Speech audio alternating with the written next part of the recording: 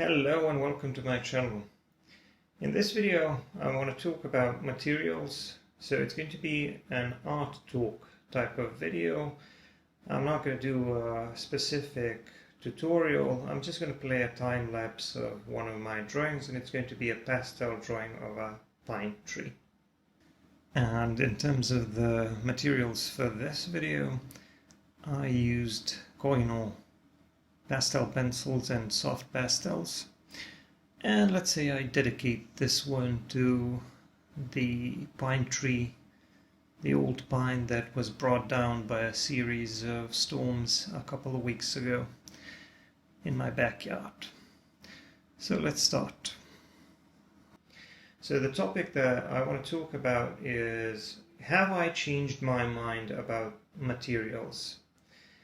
And the reason why I want to talk about this, the reason why I want to address this topic is because in the early days or earlier days of my YouTube channel, I've often said that I don't think that particular brands or particular materials are that important. I don't think they matter that much. And I said that you should probably try to adapt with whatever you have in terms of brands of pencils or types of pencils that are available to you. And have I changed my mind about that? Not really. So you will see that for a couple of years now in most of my videos, I will always mention the materials I'm using, both the papers and the pencils I'm using, and sometimes even some other materials such as, erasers, fixatives even. But the main reason why I'm doing this is because I know that the viewers are going to be asking me and they're going to be bugging me with those questions. Not because I think that's particularly important. I just want to mention those materials because I know that lots of people are going to ask me about that. And one of the most frustrating things also is that I almost always talk about my materials in the first 30 seconds or the first minute of my drawing, and sometimes people still ask me what materials I'm using, which means that they probably didn't really watch more than 60 seconds of my video, which is kind of sad because I think that there's a lot to see, especially after those first 60 seconds. So the information about the materials is not the most important information that you're going to find in my videos. Now, there are some specific brands that I use, and I do think they are good.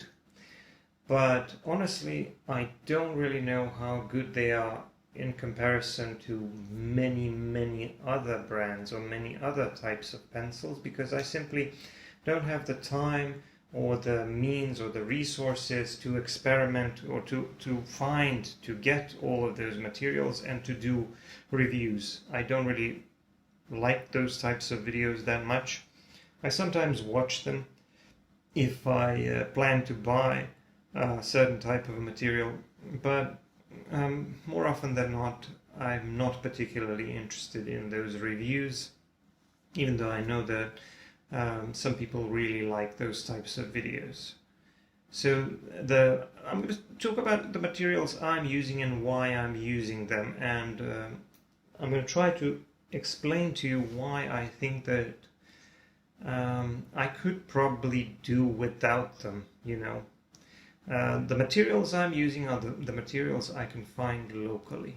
So if I have to order stuff online and wait for it to arrive for months, or I have to pay a lot for shipping, I'm usually not going to buy that.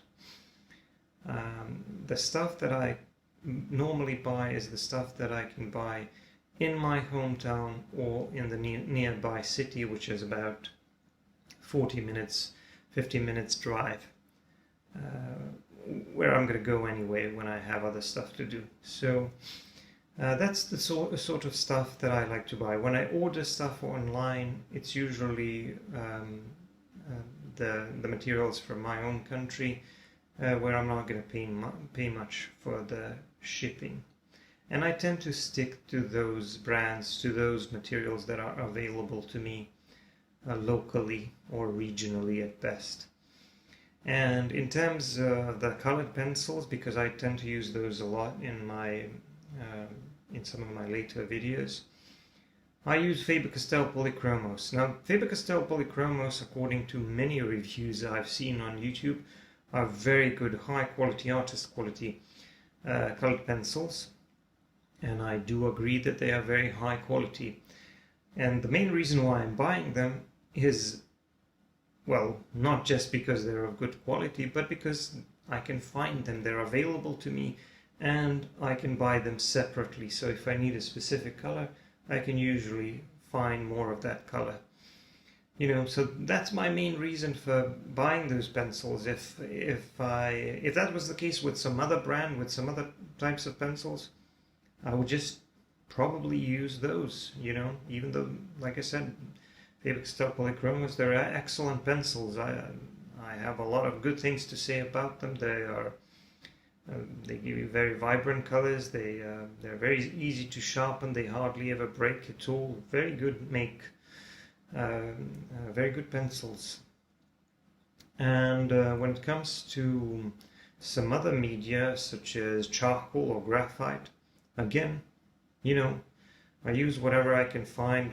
For example, when I worked in graphite, for years I worked in Kohinoor graphite pencils. Lately I've been using Faber-Castell graphite pencils. To be honest, I don't really see much of a difference.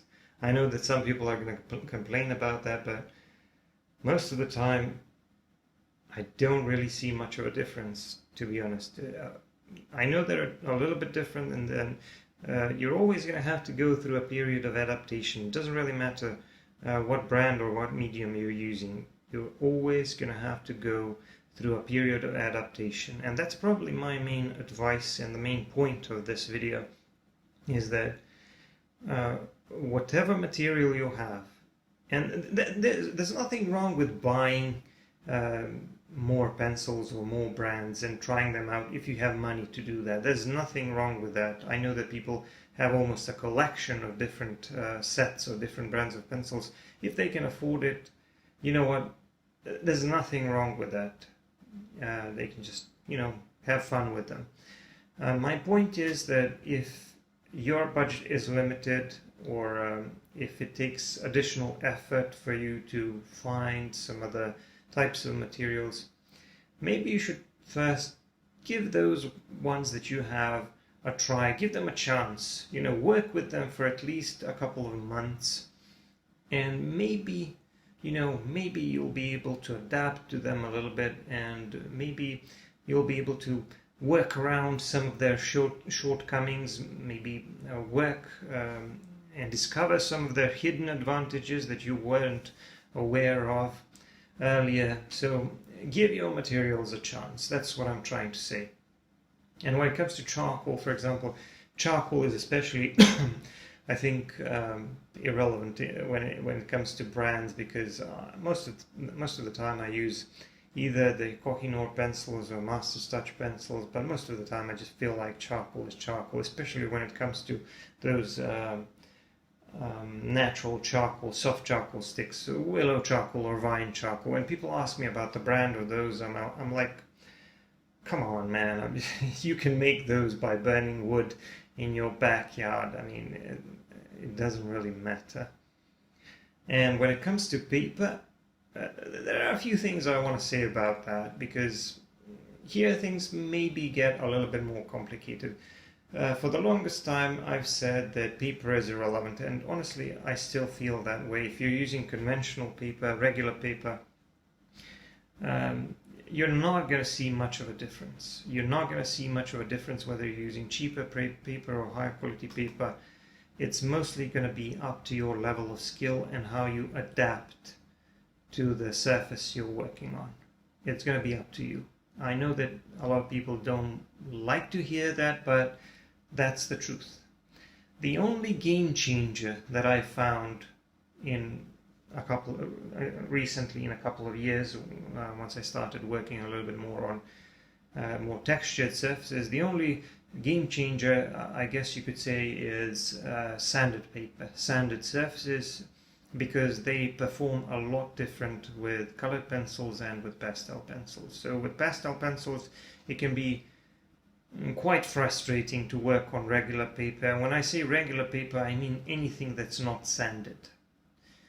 And sanded paper really improves the performance of your tools, whichever tools you're using, even if you're using cheaper colored pencils or cheaper pastel pencils. On sanded paper, they're really going to work a lot better.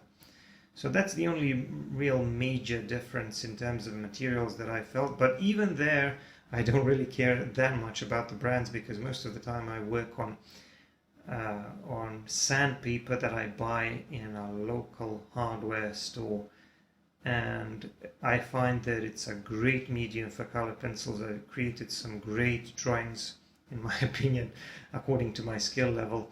I created some very nice looking drawings in colored pencils and pastel using just a 1000 grit or an 800 grit sandpaper from a hardware store.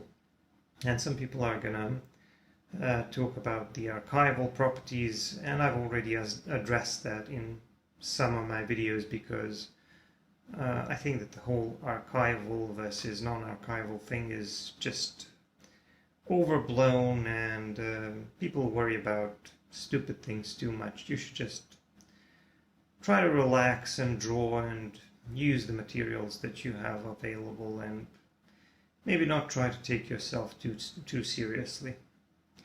Well, that's just my advice. So, have I really changed my mind about the materials? No, not really. I still feel more or less the same. There are certain brands that I use, there are certain things I like about them. I'm grateful that I have them, but if I had to use maybe something else, I probably would, and I would probably still find a way to work with those as well. So that's all I had to say on this topic. I hope you found my thoughts useful. Anyway, don't forget to check out my other videos. I have lots of content, lots of other stuff on my channel, and give me a like and subscribe if you want, and leave a comment, let me know what you think.